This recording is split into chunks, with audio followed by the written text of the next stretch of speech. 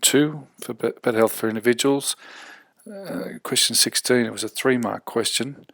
The question read, describe 3 of the dimensions of health.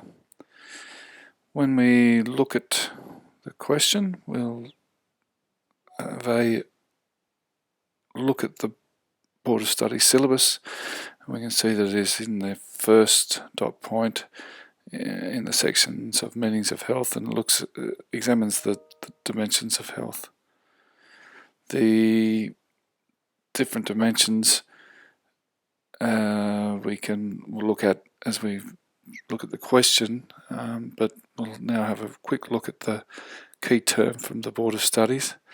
Key term describe it suggests that we need to provide characteristics and features of. The characteristics and features in this regard relate to the different dimensions of health, of course.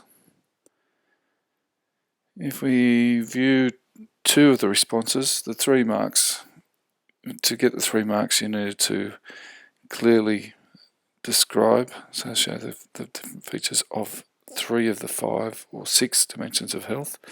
We can see in this response here that they've looked at physical health, mental health and social health. Now, they haven't just listed those, they've actually given a description to show what those characteristics of those different elements of health are.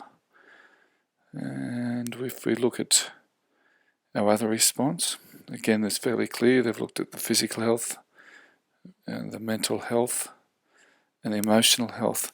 Now, most respondents discussed those various aspects of health. You need to either have physical, mental, social, spiritual. I would have accepted intellectual and emotional health in those areas to get your 3 marks.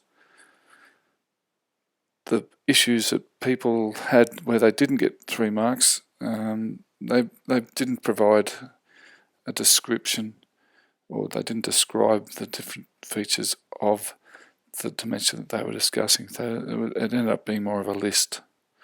And that was the problem that most people had if they didn't get the 3 marks, but most boys did get 3 marks.